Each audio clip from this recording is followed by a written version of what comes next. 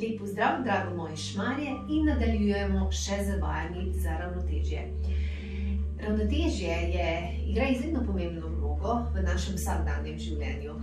In slabo ravnotežje dejansko izredno poveča možnost za nastanek poškodb.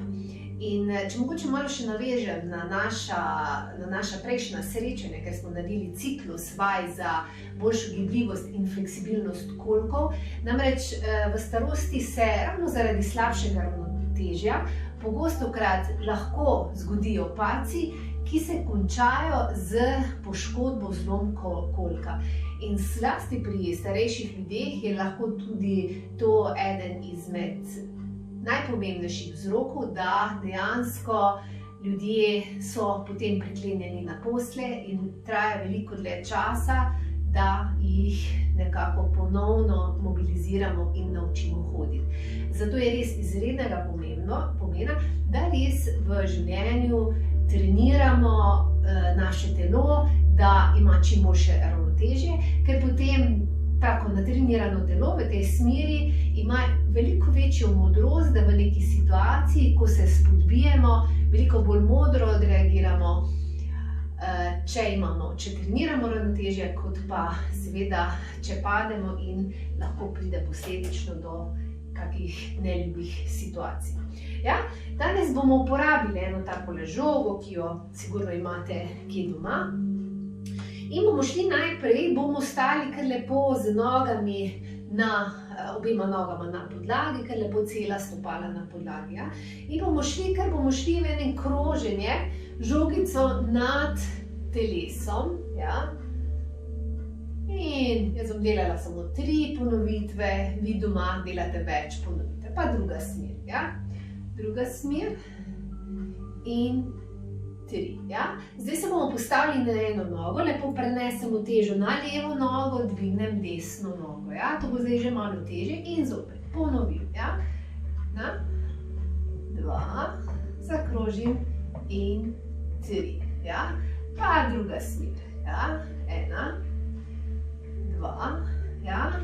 In 3. Bomo potem se tudi malo več tekom naših srečanj pogovarjali, zakaj sploh pri ravnotežju gre, ker se nekako dobro ravnotežje zahteva in moč mišic in tudi samo zbiranje informacij v centralnem živčnem sistemu. Pa bomo to malo več še povedali na to temo, ker je izredno zanimivo, koliko vsega se dogaja, ko treniramo praktično celo telo dela, ko treniramo naše ravnotežje. 2 in 3. Okay. In zdaj bomo šli naslednja varianta, bomo dvignili zopet, gremo prenos teže na levo nogo in dvignemo desno in bomo samo metali žogico nad sabo. Ja? Okay. In gremo druga stran, gremo še na desno nogo, prenos teže, lahko se tudi, da izboljšamo še malo, se lahko tudi fokusirate na eno nepremično točko, ampak zdaj ta vaja je že nekoliko težja, ker mečemo žogico v zrak. Ja. In še naslednja varianta, si podajamo, lahko, če imate mogoče koga, da si podajate, kakega vnučka, sicer pa si lahko tudi odbijamo žogo v steno. Ja, bomo šli najprej obe dve nogi na podlagi in lovimo žogo. Ja. In zdaj bomo zopet prenos teže na desno nogo in gremo z levo. Ja, druga stran, tukaj, prenos, najprej, da se lepo čutite, da ste. Ja. In to. Ja.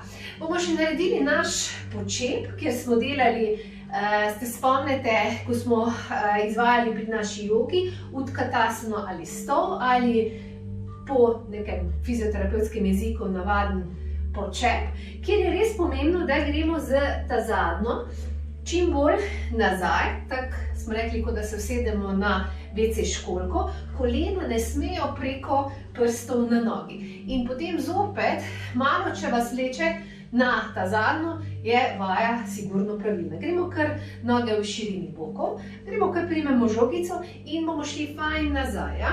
Če vas vleče nazaj, je to pravi gib, se pravi, morate vključiti ravnotežje, da lepo obdržite pozicijo. Ja. In to bi bilo za danes vse. Lepo se imejte, pazite in trenirajte svoje ravnotežje, da bo naše življenje čim bolj uravnoteženo. Vse dobro in se vidimo prav kmalu.